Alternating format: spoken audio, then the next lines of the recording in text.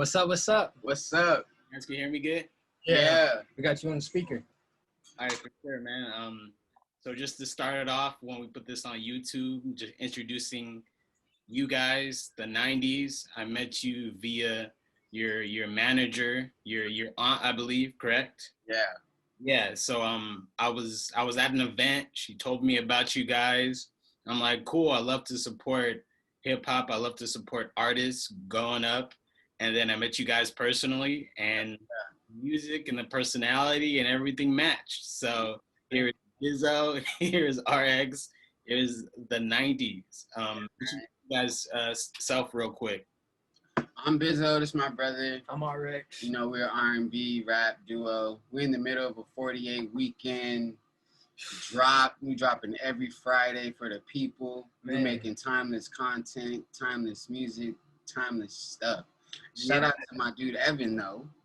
Yeah. And Regal Facts. for giving us this opportunity. And for putting black women on a pedestal. Because at the end of the day, our world tends to not, or to look over our black women, and our black women need to be on that same level as everybody. Everybody should be viewed the same way. And I feel like our black women are, even with the black men, they're a little bit under our black men. And I don't like that, you know what I'm saying? So I think that we need to be, all equal. Exactly. I wanted to touch on that first. You guys, one of your mission statements of your music and your messages is that it is for black women. Yes. It's for a multitude of the diversity of black women. So I want y'all to talk about that. I feel like, there ain't no artists out here really making music to relate to women, to understand women, to hear their pain, their desires, everything. You know what I'm saying? Mm-hmm. And we know how music can touch people. You know what I'm saying? So why not? Why not? This coming from a guy who has a daughter. Yeah. I have a black mother. He has a white mother. We both come from but it's just like. Ultimately, it's like the 48 weekends too, talking about specifically going into our black women, is that like, it's so many people, it's a diverse group within hip hop that takes our culture and runs with it, and doesn't really pay homage to our culture. Or women. And women in general. So our thing is that, like I was saying earlier, we feel like our black women are put lower than everybody else, you know what I'm saying? So like, we need to dedicate our music to our black women because they need to know that they're important just as much as everybody else, you know what I'm saying? And to have artists that not only dedicate their music, but also make sure that they go out and do things in the community for our people and for our black women. Like that's what we're trying to do. It's not just, it's more than music, like it's about trying to take our people and our black women to that next level. Exactly. One of my favorite songs that you dropped in the 48 Weekend series is Two Benz, where you talk about a lady who is saving up for a Benz, and the way you guys formulated that with the melodic tone, it sounds like you would be getting a new Benz or girl getting a new coupe and she's just driving home from work. And that song is just for the woman who's slept on, you know what I'm saying? For the woman who's not acknowledged, for the woman who goes out the way for a man and doesn't, the woman who's just tired of all the BS. BS, and the woman who wants to do for herself, which women need to do for themselves. Exactly. Before men, honestly. Exactly. At the end of the day, I think that, again, back to our black women, it may be just how we're raised, or they're raised and everything, but I feel like they feel that they have to give more than what they're receiving. You know what I mean? And in that case, they need to understand they need to love themselves more than they can love anybody else. Because if you can't truly love somebody or appreciate somebody until you love and appreciate yourself. So that record is really talking about, like this whole summer, this whole time, like this is for her. You know what I'm saying? Like, you're not worried about nothing else. Like these bins, like I'm gonna go get these 2 bins for me. Like it's not for you, it's not for him. And so I'm doing that for me because I deserve it. Coming from her perspective, I deserve this, Yeah, and then looking more into you guys and following you guys, of course, the 48 Weekend song campaign is crazy to me because I know how much it takes to put it into one song. For you guys to keep up this quality, how is it? How did you come up with that idea? How is it going? Because I'm sure it's difficult. I love that question because we honestly realized that we were both like perfectionists, and that was actually slowing us down. You know what I'm saying? So how do you combat that? You drop every Friday. You know what I'm saying? You put that pressure on yourselves. You know what I'm saying? On ourselves. You gotta hold yourself up. You know, like 48 weekends, you gotta be consistent. You know, and our main thing is not the consistency has to be with quality. You know what I mean? Like we're not just trying to drop. We're not just dropping no left out right, no record that can be thrown away. But it's work. It definitely takes time. And I think it all started at the beginning of the year, like January, February is. You know, we're just talking about like this is the year like we're gonna actually be dropping music because like he was saying like. You know, being a perfectionist is a form of procrastination. You know, we don't necessarily think about that. But if you're sitting there trying to perfect one record 1,000,000 times and then the next record 1,000,000 times, you're never gonna feel like it's done. You're never gonna release it. So at first we was like, okay, but let's drop like every weekend. Let's do 50. You know what I'm saying? But then it was like 48 weekends. The way it sounded was just like we was doing 50 weeks. Like it was before the whole weekend thing. Like we was ultimately trying to do it for the whole year, you know? Like, so what, it's 52 weeks? So we was trying to do 52 weeks. But then we said 48. I don't even remember how the number 48 even came about. But we did 48 weekends. And we were just like. I got a ring to it. I got a ring to it. Yeah, kind of like 48 Laws of Power, 48. Exactly. We connected all that. Number, all that.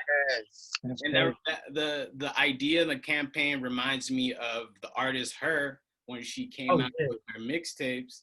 And then she compiled it into an album, and fast forward, Grammy-winning artist, you know? Hey, we got some tricks up our sleeve.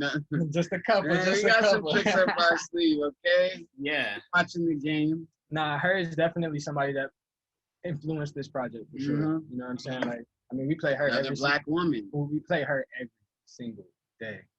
Every day. You think it's not like, what's that record with YG? Yeah. With the windows all black. Yeah, she's tough. So, like I said, like that 48 weekends, it was like to put the pressure on ourselves, and ultimately to give our people what they wanted because we make good music, great music, but our people were mad at us because we weren't releasing. You know, exactly. There were so many records that were unreleased, and that we would have to send it to them personally in order for them to listen to it. So. And then RX, we see you rocking the Crenshaw shirt. I want to RIP Nip. RIP Nip. The marathon continues. Yes, sir. I want y'all both to speak about how do you guys personally support Black businesses, not only with the marathon continues, Nipsey Hussle, but it's so funny you say that because I literally before this call started, I said that's all I'm supporting this year. Literally. And to keep it a buck, I'm literally wearing some Black-owned shoes right now. Nice. Side Collective, shout out to Side Collective. Okay, shout out. That's all we're into right now. You know, supporting Black stuff, especially in a time like this where you know. We talk about white supremacy and all this stuff, but the biggest white supremacy is the dollar sign and the corporation and the Gucci label and the Louis V label. Yeah. And, you know, if we really, as Black people, want to build each other up, we got to start investing in each other's brands and ideas. You know what I'm saying? That's why I'm supporting Young Boy and Regal because we love what the fuck you do over there. You know what I'm saying? We love, seriously, like real shit. Exactly. We really rock with their brand. You know what I'm saying? We trying to just support stuff like that this year. For sure. Real. It's important. Yeah, it's very important. And we know that family is important to both of you guys. And Bizzo putting the mother of your child in your music video. Oh my God. Congratulations on your newborn. How important is to family for both of you all to keep you centered for your music, off of music? It's literally what we're based around. I mean, like literally, like I mean, growing up the way that we both grew up, like you know, like we moved around a lot, you know. So like with that being said, like friends and all that kind of went away. So you have to kind of take the friend role out of it and like form a different kind of bond with the people that you truly love and care about. You know what I'm saying? Like, and even within your own family, you need to be able to find, even if you feel there's negatives that you don't really appreciate, you know, you have to figure out, how can I look at my family and appreciate everything that they do, not only for me, but for themselves? Because at the end of the day, they might not be perfect, but the things that they taught me put me in this position today. And as far as putting my woman in the video, it's just another thing artists ain't really doing. You know what I'm saying?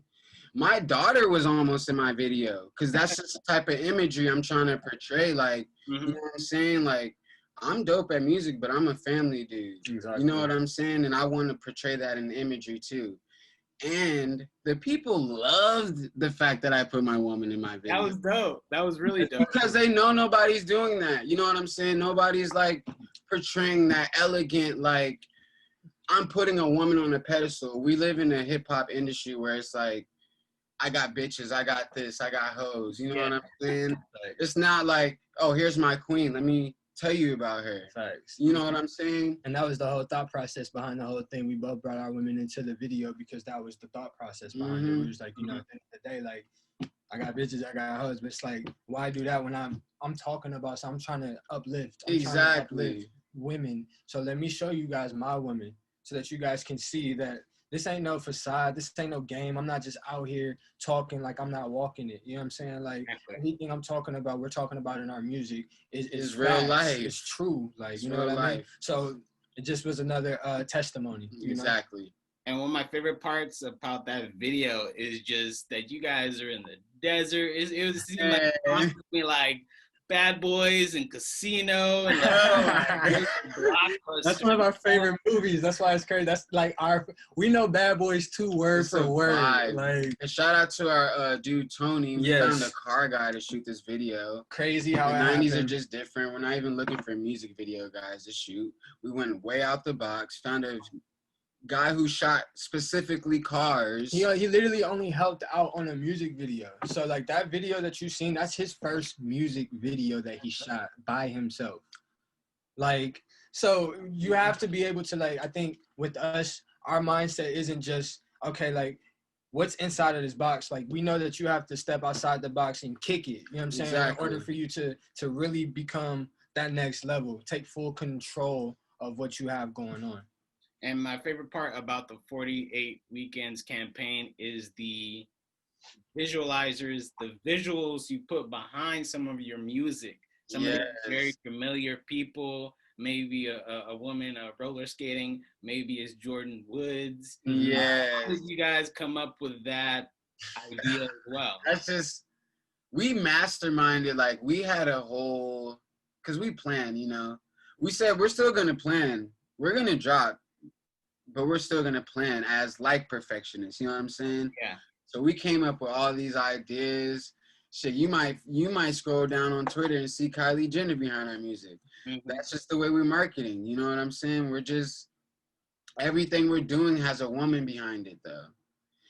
Everything, you know what I'm saying? Like, and that's the sole reason why. The sole reason why is because of everything that you just said, like familiar faces. Like, at the end of the day, these are also women that like a Jordan Woods, that's specifically Jordan Woods, who's being downgraded or like being attacked in the media because of certain things that went down. You feel what I'm saying? But at the end of the day, she's still a queen. Exactly. Right? You feel what I'm saying? Like, we still have to understand that this is a black woman and we have to protect this black woman. You know what I mean? So I think with that one, it's specific. And then same with Lori Harvey. You know what I'm saying? Like, we literally had to talk about it. Like, we have to protect black women. How do we go about bringing black women within our visuals as well? If it's not the visual that we shot, you know what I mean? And then one of your most recent singles, one of your most recent songs that dropped in the campaign is personally my favorite, Candy. I was like, y'all put it out. And I literally, the second you dropped it, I'm like, I need to hear this on YouTube. They ain't got it on YouTube yet. Later, it dropped on YouTube. Yeah. And then when I play the record out and about, people are like, "Who is this?" I was like, "Y'all slipping." This that's love. For real. That's love. We gotta sounds like a radio record. It sounds like something that you could hear in the 90s, you could hear now, you could hear in the club, at the day party, in Vegas. How did you walk us through the process of that song. We recorded that song a It couple was days. first. That song was gonna be called "Bang My Line" at first, because Mhm. there's a line at the end where I say, "Can you wanna bang my Yeah. line?"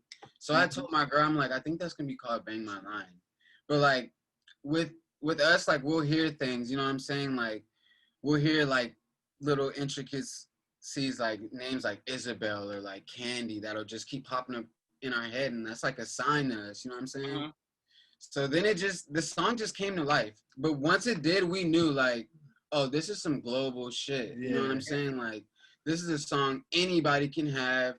You don't even have to be a 90s fan. You can hear the 90s for the first time and you're going to be like, this is a vibe. You know what I'm saying? Facts. And the thing is that like, again, back to the 48 weekends thing, like the whole thing is that, you know, you have to stay consistent and stay ahead. Like, you know what I'm saying? Like to be able to upload to these platforms and all this, like, it's not just, so with that being said, Candy, we have over probably 150 records that are done, Wow. written in our minds that we haven't even recorded. You know what I'm saying? Like, so Candy was not one of those records. Candy was one of the records that popped up literally a couple of days before, like a day or two before we uploaded it. It happened in like 2 or 3 days. Like literally we were going through YouTube to like go through all of our old beats, like, okay, like what's gonna be another record that we gonna bring back to life in, you know? And I seen this beat and I was just like, I don't know, bro, like I gotta click on this real quick. And when I clicked on it, the Candy beat like popped up.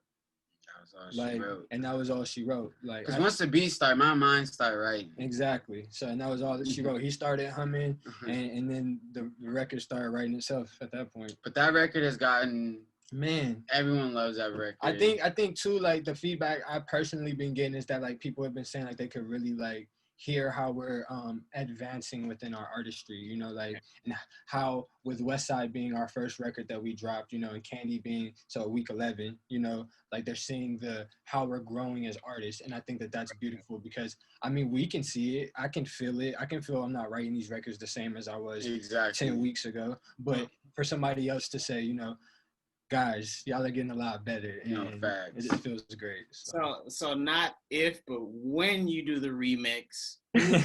Oh my god! Who are the top brands you want to be featured on there? Some just in your mind, like I envision somebody on this, maybe a little game going off, maybe a Malibu Mitch, maybe somebody from West Coast, East Coast, maybe I might put Jack Harlow on that right now. Yeah, it's pretty bouncy. He got that bouncy flow. Jack Harlow got that bouncy flow. I need either Jack Harlow or I'm throwing YG on there. YG would go crazy. I need YG. Because YG would throw a whole nother West Coast element. Exactly. And ride that shit into the sunset. YG is great storyteller, so he can know facts. But I think even like as far as women, we could go. There's so many dope, and right now with women in music, is so many dope artists. I would go Meg. Meg, definitely. Yeah, she would rip that. Meg, definitely. And I don't like the way Meg is being put down right now. Exactly. Yeah. You know? It's for speaking her truth. Yeah, exactly. She's speaking her truth, and a lot of people are talking about how her narrative and the narrative of Black women are twisted within the media. And the reason why we're interviewing you two is because you guys do your portrayal of what Black women are and try to do it the most accurate to yourself, but also respectful towards you know, your own experiences and experiences of the world. That's for real. That's why I love featuring you guys. I just appreciate it, man. Like we said, like it's more than just music. You know, when everything that we talk about in our music, we stand for. Like we're 10 toes about it. And you gotta find like-minded people like me and you, and you know, people who believe in the same stuff and who want to like uplift. You know what I'm saying? Because in the same situation, you could have somebody who wants to, you know, interview or ask you questions who don't have the same ideas as you, and they try and spin or twist what you're trying to say. Exactly. And not necessarily. Or change your mindset. Exactly. You could have an interview with somebody and they're like, "Are you sure you want to be uplifting women? You sure you don't want to mix your brand and have more men and have more?" Exactly. You know what I'm saying? Yeah, exactly. People will do that. I also want to touch on the fact that I think I heard a couple lives ago that you guys are vegan, or one of you guys are vegan. We're Both both vegan. vegan. Both vegan, yeah. So I feel that Black people in general are getting back to their roots when it comes to spiritually, when it comes to food, when it comes to supporting one another. Talk to us about your journey going vegan, where it started, how it's going, all of that. Our journey started about 2.5 years ago. Mm-hmm. We was on the Dr. CB diet. We just, because in our mindset, not only did we want to like be at our highest performance, because you know we're in Hollywood doing our little shows and gigs, but we knew that like one day we're gonna have kids. You know what I'm saying? And like in the Black community, I don't give a damn what family you're in. Everyone has an auntie, uncle, cousin with diabetes, high blood pressure, all that, all the bad things, you know. And it's like, we knew if it's going to change, someone in the family has to change it. You know what I'm saying? And you can't just talk about it. You can't just talk about it. You have to be able to be the sacrificial lamb. And that's ultimately what led to the decision. You know, again, with Nip talking about, you know, just how we Black people need to continue to advance our mind and everything. That's when we started to do more research. We already knew about Dr. CB and what was going on, but doing more research and how Dr. CB actually cured and healed all of these different diseases and how he did it. Just being able to speak or listen to an elder African man speak who had no prior schooling or anything, you know, all just went back to the roots of these things, that the alkalinity of the plants that we're putting in our bodies is what's going to ultimately heal our bodies, because of the fact that they're electric, you know, and us as Black people, we're electric from the sun. We're electric. I feel like it's important to be an outlier when it comes to eating, especially as a Black person. It's so look, man, like, because it's like Black people look down on you, man, what, for like, you know, oh, you're eating lettuce and it'd be so carrots. funny. It'd be so funny to them. Like the thing is that like I'm from the South, right? I'm from Montgomery, Alabama. So like it's all soul food, it's all collard greens and all of that. You know what I'm saying? Like, and every one of my family members is like in a wheelchair or like, you know, bed rested, you know what I'm saying? Because, and it's 50 years old, 60 years old, like I should still be walking around, like, you feel what I'm saying? Like, or at least up being around the grandchildren and stuff, but they laying in the bed and they're not able to move due to the fact that, and they don't realize it, but due to the things that they're putting within their bodies. And it's, I think another thing within that is that our Black people, we are so headstrong. You know, we're so in our ways, and we don't want to change, especially the elderly. So the main thing was we knew we had to be the sacrificial lambs. We knew that maybe the elders might not listen to us, you know, because of how many years, 50, 60 years, it's hard to kind of break up that habit. But if we could change our little cousins. Exactly. If I could change 2 lives. You know what I mean? Lives. And it's funny because it actually started to happen. You know, people around us are starting to actually like eat vegan or at least go vegetarian, at least seek out those options. Like I got a little sea moss. Exactly, sea moss. Like I have a little brother that literally like he's full vegan right now in Montgomery, Alabama, and everybody else is like clowning him and but he knows that like, you know, if they can do it, then I'm gonna do it, because at the end of the day, this is gonna help me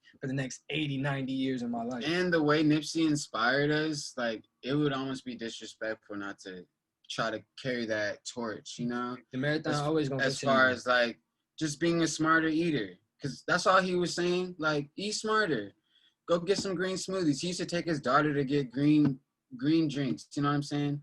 Little things like that. Like the Black community needs to like not be so afraid to try. Exactly. And we all know health is wealth. Oh man, I need my bag.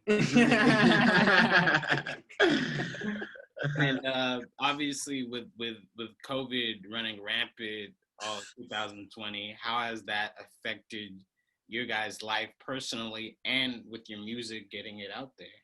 Music honestly helped us. It actually helped. Because it gave us a chance to sit down, you know what I'm saying? And like we had a conversation. We were like, well, damn, COVID is hitting. We won't be able to do shows, but everybody and their mom is on their cell phone right now. Everybody's doing this. If you're at home, you're doing this. So why not keep giving them content, music? It almost was like God gave us this time in a way. Exactly. Not to Yeah, not to say all the negatives that came with COVID, RIP to everybody who to settle us down. exactly. And it wasn't just us, what I mean? Like, it seems like everybody around us, like everybody within our community is starting to, like you said, wake up and be like, you know what? Like, I done been in this house for the past 4 or 5 months. Like, that business that I was thinking about, like, I might as well just go ahead and start it a little bit. You know how many businesses I've seen started during COVID just off of like, oh no, I have the time to do it now. You know what I'm saying? So that's ultimately what it was. We were able to sit down. All of these thoughts, I think as an artist, as a creative, like your mind runs rampant all the time. And that's how your perfectionism comes in. That's how your procrastination comes in, because you're trying to do too much, But when it sat us down and we were able to say, you know what? Okay, now we need to actually plot out how we're going to do this, because I'm not going to sit inside this crib for the next God knows how long and be stagnant, So that's ultimately what it was. Like we had to, like we said, the 48 weekends, we decided that beforehand, but it just so happened that COVID happened to hit that made us sit down, and it gave us the extra time that we needed in order to prepare the records ahead of time to be able to drop them. Honestly, I'm not even sure we would be able to accomplish 48 weekends without COVID right now. Life. Because like you gotta, some people still have 9 to 5s, you know what I'm saying? Gotta go get money, got daughters to feed. Exactly. Like life still goes on. Time don't stop for nobody. You know what I mean? Like, but at this moment, it seems like time slowed down just a little bit. How have you been during COVID? Yes. Oh man, like honestly, on the business side, Young Bold and Regal, the YouTube channel really popped off. Last December, we reached 105,000 people views via the YouTube channel, and now we're up to 384,000. Oh, that's damn. Months later, so that's like 200% increase in 8 months, and that's it was honestly, you deserve that shit. Trusting the process, man. Look, you deserve that. Look, I'm gonna tell y'all about Evan, man. Look, so when we met Evan, we was rubbing elbows and kissing babies, trying to get into these parties. You know what I'm saying? Yeah.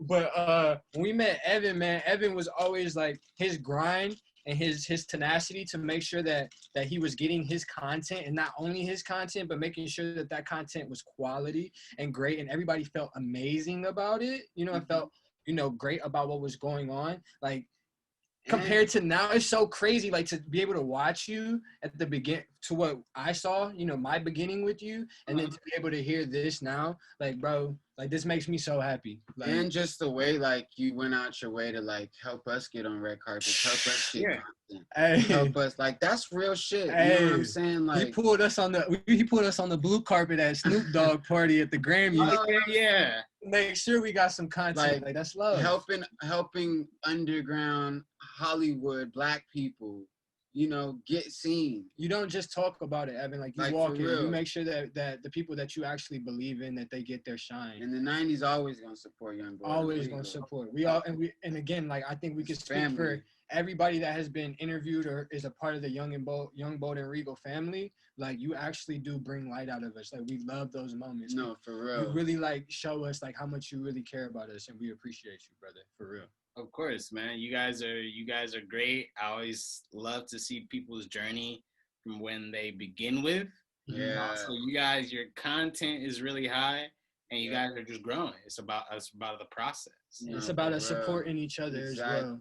It's about us supporting each other as well. I think at the same time, the fact that, artists or the creatives get a lot of the love, but we also need to look at our African American, our Black, behind the scenes. Because without our behind the scenes people, they're the that was a gem. They're the offensive linemen, right? And nobody talks about the offensive linemen, but we talk about the quarterback, we talk about the running back and the receivers and touchdowns. But without that offensive lineman, those offensive line, Walter Payton ain't going to go score. You know what I'm saying? Like, Peyton Manning can't drop back to throw no football. So, like, we need to sit there and focus on everybody. Everybody needs to get that same love. Just because somebody might be the face of a brand or the face of hip hop or whatever the case may be, everybody needs to get that same appreciation, because everybody is pushing this ship to go forward.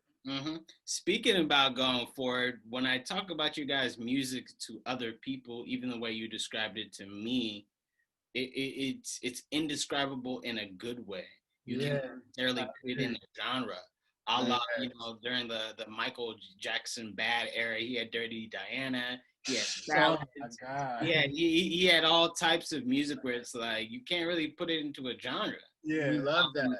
And when I listen to some of your songs, actually all your songs, I could see them in movies, I could see them in TV shows. Hey, stay Oh, tuned. man. Where do you That's all I guys can say. where do you guys see yourself as far as musically, not only in the landscape of music, but when it comes to We definitely want to tap into film. We definitely want to get our songs in movies like 50 Shades of Grey.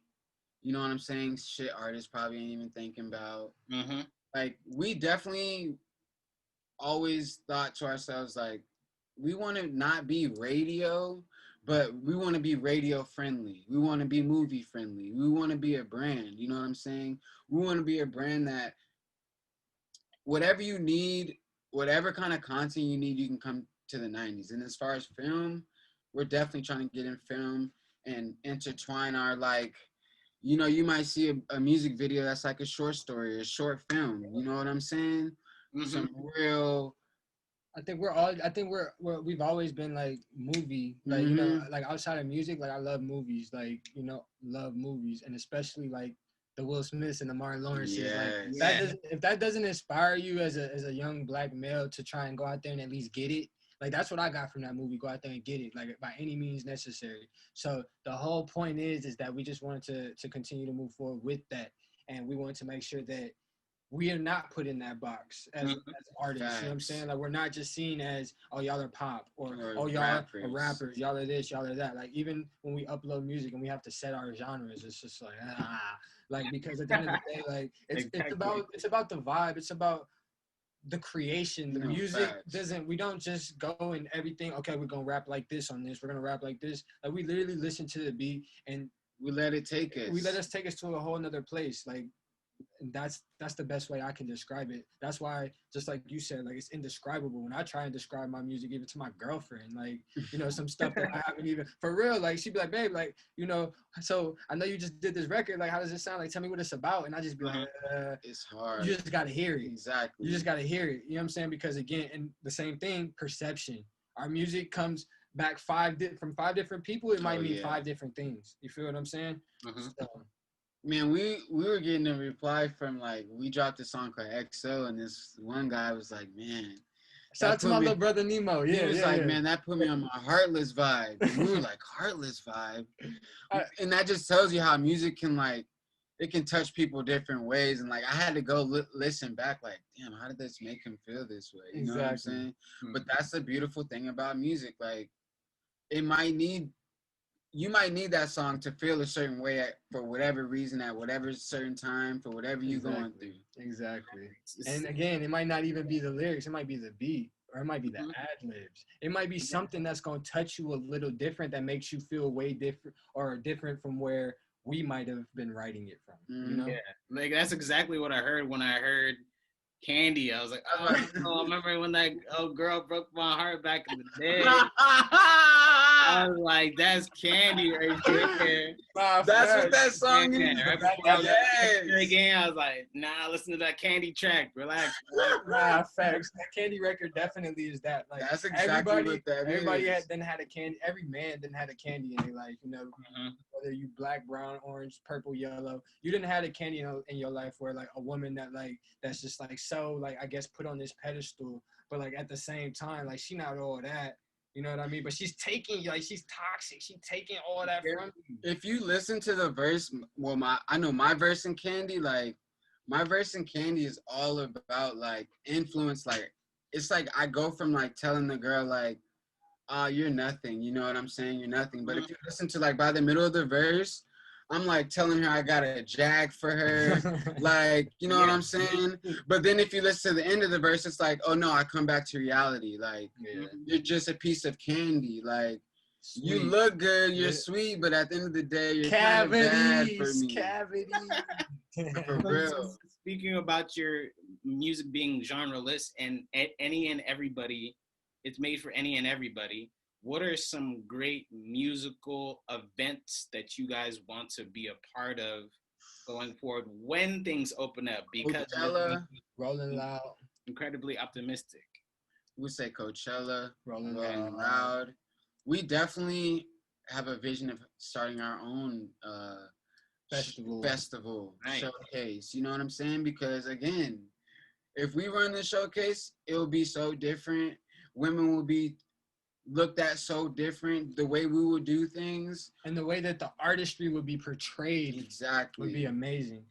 But I would say Coachella, Rolling Loud for sure. the goal is like the real goal is to be able to be recognized and to perform on the highest level possible. Grammys. The Grammys, like, you know, award shows. Like, we know that like once COVID stops, like every one of these festivals are gonna be at their top.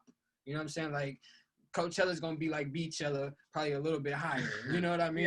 Yeah. And Queen Bee might come back and do 5 cents, you know, just because of the fact that like we haven't had performances, and our people love people in general love music, love the I guess the love that they get from the performances, from the artists, just the whole event. So anything big.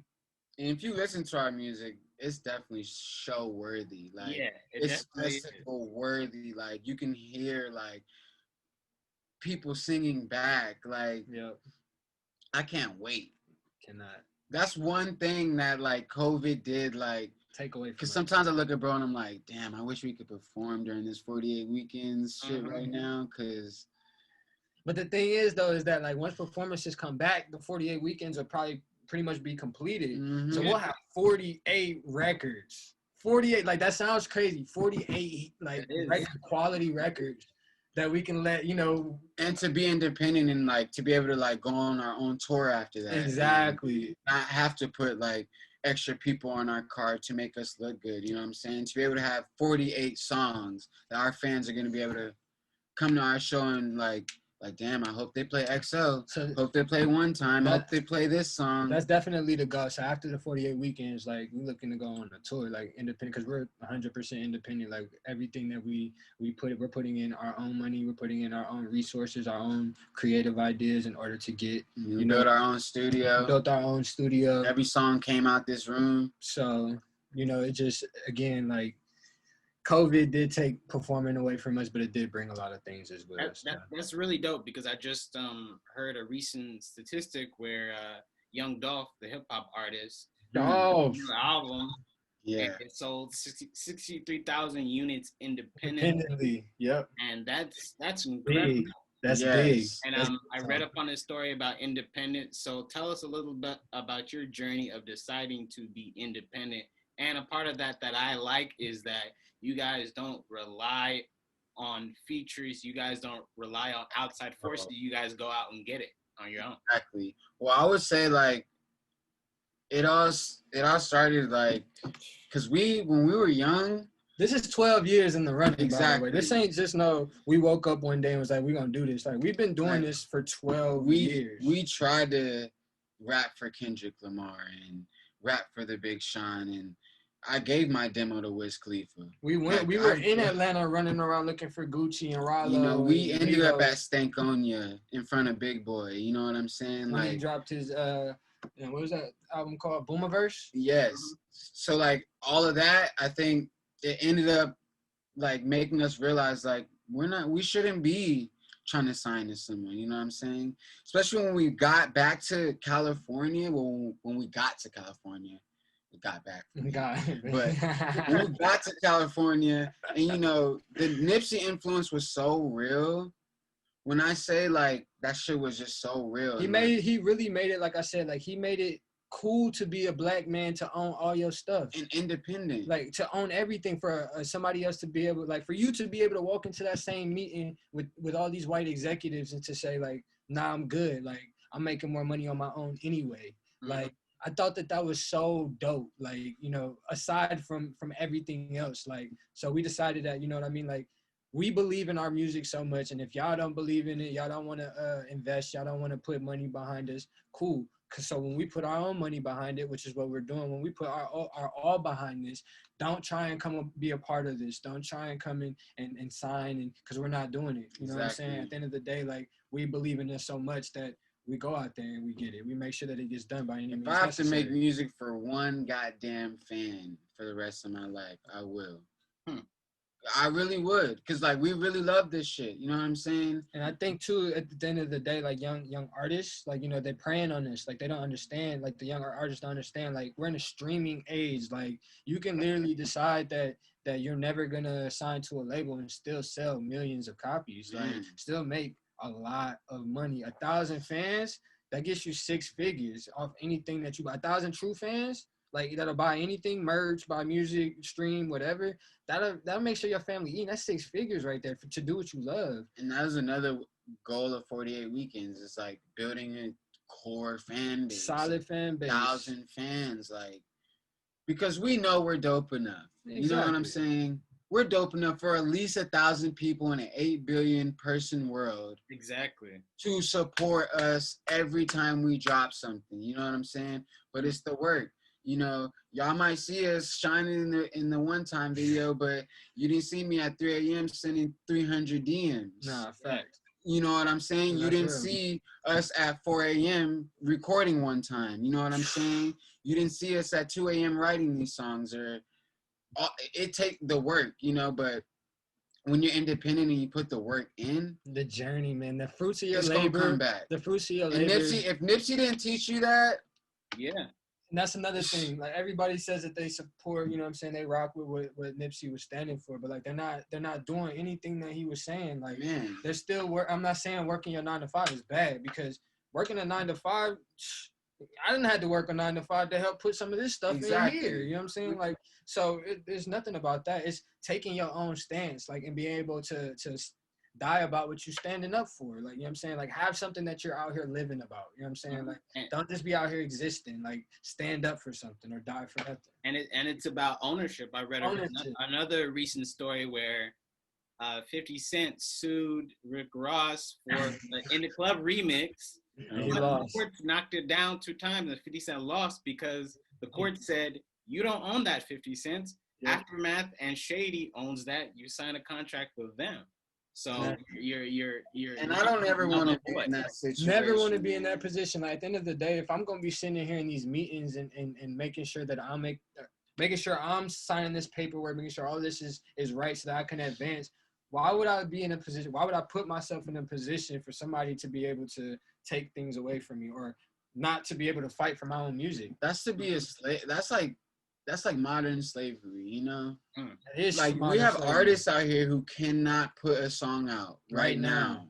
You know what I'm saying? Like, I don't know how I feel if someone said, like, wow, you have this great song, but you can't put it out. Like, you know what I'm saying? Like, damn, imagine if you had a dope interview with Rihanna and somebody said, but we own your content, your name, your like. We just don't think it's right now. We're gonna make you wait 6 months to drop that video with Rihanna. Like, that's kind of like mental slavery for me. And that's literally what artists are going through this right now, especially in the pandemic time, where it's like you're not getting the show money. Yeah, and that's another thing too. Like, we're also seeing, like, again, like, I think we have so many connections.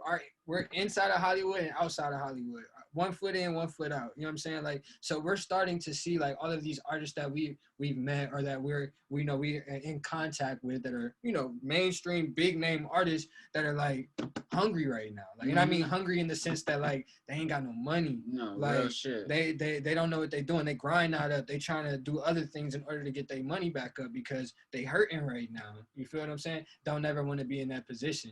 I want to be in a position. But if you owned your own music, all your fans would need to do is stream you.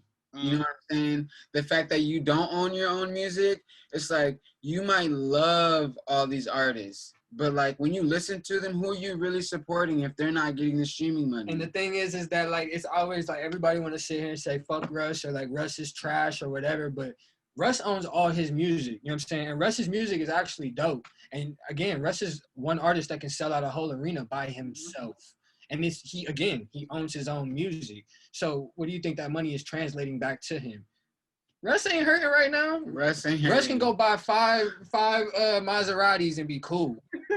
He can. I'm telling the truth. Because all you gotta do is drop a record. I seen that happen. All you gotta do is just drop a record. He went on live stream, dropped a record, and literally did what, like 1 million plays overnight. Wow. Like, and you're independent. Like, you know what I'm saying? Again, I know 1 million streams ain't a lot, but that's one day. In a week, 2 weeks, 4 months, 5 months. We're gonna come back to this interview in about 3 months too. Oh, yeah. We're gonna come back to this. And I wanted to ask you guys, how did you guys come up with the origin of your names, the 90s? How did that come about? Well, we were originally day one, and then some guys crossed us. Yeah. I'm gonna just say that. Some guys crossed us. Guys who were like real close to us. Mm-hmm. And in my mind, I knew we were gonna be this one day, talking to people like you.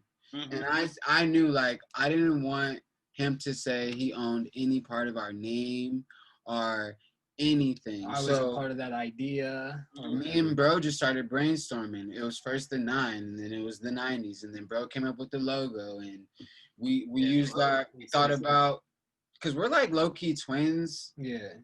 Like, you know what I'm saying? Like, we're low-key like soulmates. Seriously, like, both Aquariuses, both born in the 90s. Real shit though. Real shit. So, like, at the end of the day, like, the 90s stems from the fact that we're both born in the 90s. You know, he was born in 1994. I was born in 1996. You know what I'm saying? So, it's not the 90s in the sense of we're bringing back an era, but it's the feeling. You know exactly. what I'm saying? The feeling of those records that you were hearing back in the 90s. The feelings that Mary J. Blige or the Keisha Coles or whatever the case may be, the Diddy's, and, you know, the list can go on. I can sit here and constantly Mace. Like, I can list all these people, Faith Evans, like, that actually that feeling that they provide in their music. Like, I listened to that Twister and Faith Evans song that, yeah, I'm hopeful, yes I am. It's a vibe. What? And it puts me Timeless. on a whole vibe. Like, you know what I'm saying? Like, and that's what I want to bring back. I want people to be able to walk up to me and say, you know what? Like, that One Time record, like, me and my woman was listening to that, bro, and it got us through some times. No, facts. Like, that's what I do music for. You know what I'm saying? Like, yes, we're independent. Yes, you know, we're gonna get paid off for this. We are getting paid for this, but it's like, at the end of the day, like, I want to be able to change the world through my music. That's what it is. Of course, we finally gotta finish it off with what makes you guys Regal. We always say this, that anybody we interview, we come from kings, we come from queens. There's a reason why you guys are making this music. It's in your blood. So, what makes you Regal? I would say can I say my black mom? Yeah, you can say it, man. I say, like, the inspiration of my black mother, my black grandmother. Man, I just feel like, especially my grandmother, I don't know what she instilled in me, but, like, I know she's a reason why I want to, like, uplift and help black women and just women alone. Like, I just have a different respect. Yeah, and like I said, from my respect makes me Regal. Nah, my respect for women makes me Regal. That's my answer. I think that. That's a good one. For sure, my mom too. You know, and the thing is like, my mom is a white woman, like full white woman. But my mom is from Montgomery, Alabama. My mom went to Carver High School, where it was predominantly blacks. You know what I'm saying? My mom was the only white girl. You know what I'm saying? So, like, we're not even gonna have that conversation on anything being compared as far as, like, you know, feeling left out or anything like that, because it's never the same ever. I don't never want to have that conversation. But the things that she instilled in me was to look at my people, I guess, to stand up for what's right. That's what makes me Regal. You know what I'm saying? Like, to stand up for what I believe in and don't stand down. Don't never stop. Morals. My morals. So yes, morals is what makes me Regal, because I mean, if that was never instilled in me, you know, if integrity was never instilled in me, like, I wouldn't be the person that I am today. So I mean, And for all of our 90s fans who are going to see this, can you please tell them why you started Young, Bold, and Regal? please. What makes you Regal? What you believe in for the people who don't know you? Well, I'm a pop culture like phenom. I love pop culture, hip hop. Grew up on like Melissa Ford and the Jada Kiss Yeah. show, right? Grew up on Jay-Z, dropping the Black album. I was like, dang, he's gonna be my favorite rapper. And then it comes out and be like, I'm the best rapper alive. It was like, oh snap, ring. To hearing a Kendrick Lamar over the monster beat, being like, dang, he ripped it. This guy's gonna be good. To seeing J. Cole, to seeing female artists do their thing.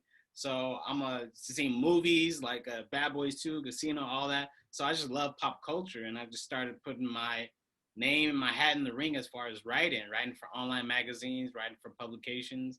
And a lot of these publications really didn't utilize and put the Black people that I saw, that I grew up and I loved on like that.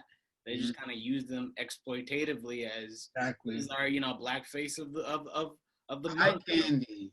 Yeah, exactly. And I didn't feel like there was a connection. So I said, I'm going to go out and do my own thing. So for the first 6 months, I couldn't even get interviews. I couldn't even get responses. So I said, I'm just going to start writing articles about people, doing research. And I put up those articles and people are like, man, did you interview them? I'm like, nah, but I just did my thing. The word. Exactly. Yeah, and then doing like G shit, like crashing award shows and covering the post award show.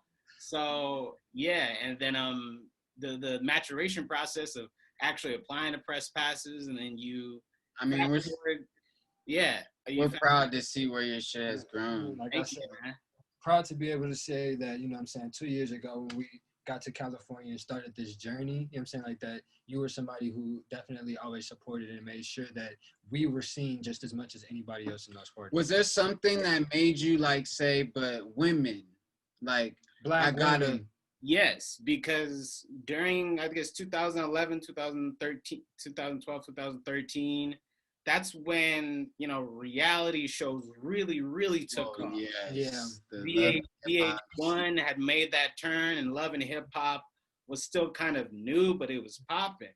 And the craziest thing is you see a Black woman on Love and Hip Hop wilding out, but you look her up, you meet her in person, she's nothing like that. She has her own business. She has a family. She went through hard times. So I'm like, I want to show that angle.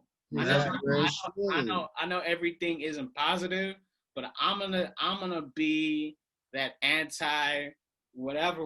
We know we know what that outlet is. Exactly. And trust me, I've gotten content where I'm like, dang, I can put this up, but I'm like, is this gonna help my brand? Is this getting this female doing something crazy? Is it gonna benefit me? No. Embarrassing somebody is gonna benefit me? No.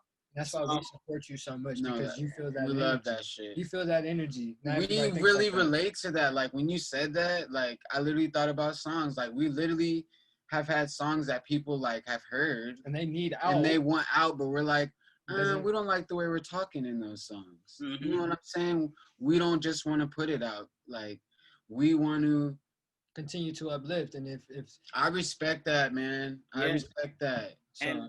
And just saying some of the highlights.